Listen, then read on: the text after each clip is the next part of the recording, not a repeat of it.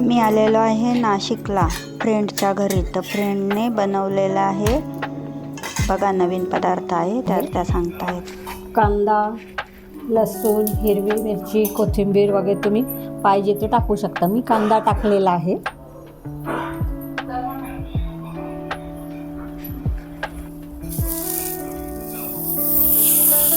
आणि ते पीठ सगळं जिरे ओवा वगैरे सगळं घालून मिक्स करायचं.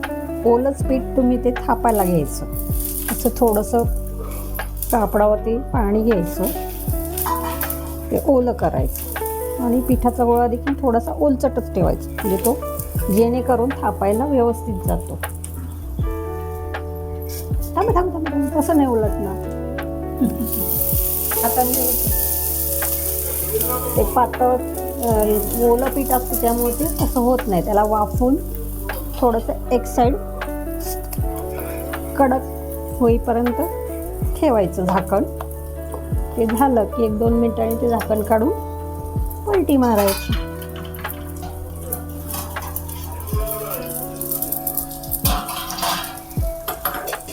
ज्वारीचं उपीट ज्यांना माहिती असेल त्यांना हा प्रकार समजू शकतो. हा फक्त थालीपीठाचा प्रकार. हे असं पाणी लावून लावून त्याला मोठं करायचं. अतिशय सोपा, हलका, पचायला सहज सरळ. हे जिरे ओवा तिखट मीठ, भाज्या कुठल्याही प्रकारचे तुम्ही बारीक अतिशय जे थापायला सोपं जाईल असं टाकू शकता. मेथी, पालक, कोथिंबीर, भोपळा किसून, भोपळा लाल आणि हिरवा दोन्ही पण पाहिजे ते टाकू शकता.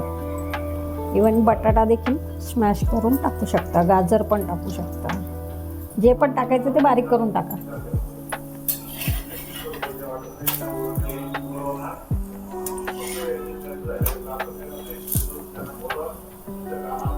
अजून एक मैत्रीण आलेली आहे, ती यांना अंजीर खाऊ घालते. फ्रेश फळ आहे.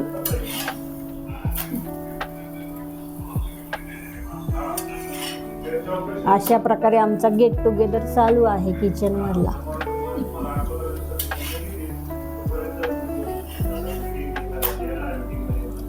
दाखवून ते दाखवते. हे बघा, आता हे असं आपलं पूर्णपणे थापून झालेलं आहे. आता मी याला तव्यावर घालणार आहे.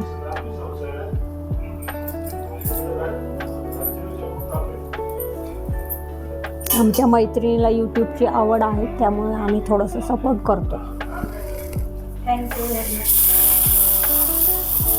धन्यवाद. त्यामुळे तुम्ही पण सपोर्ट करावा अशी अपेक्षा आहे.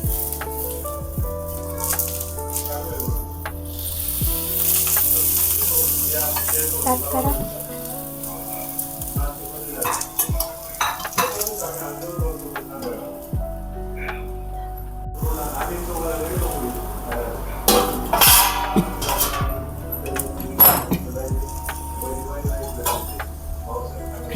अशा प्रकारे आमचं थालीपीठाचं नाश्त्याचा मेनू संपलेला आहे आणि सगळ्यांनी एन्जॉय करावं ही अपेक्षा आहे.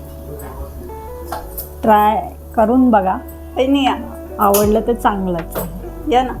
पण डायजेशनला हेल्थसाठी चांगलं आहे.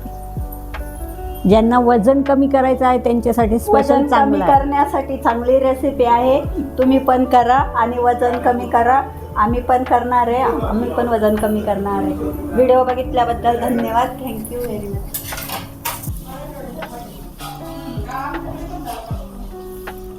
आमचे मित्र विलास वागचौरे यांच्या सौभाग्यवती सुनीता वहिनी वागचौरे यांनी जे थालीपीठ बनवलं आहे अतिशय सुंदर झालं आणि त्यांची करण्याची पद्धत ही वेगळी असल्यामुळं ते आणखीच रुचकर आणि खायला पण खुसखुशीत असं झालेलं आहे. धन्यवाद.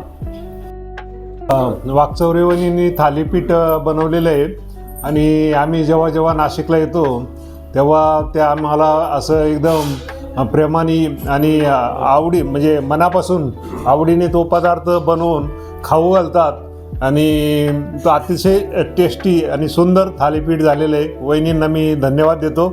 वहिनी तुमची प्रकृती चांगली राहो आणि आम्हाला असंच थालीपीठ खायला मिळो धन्यवाद.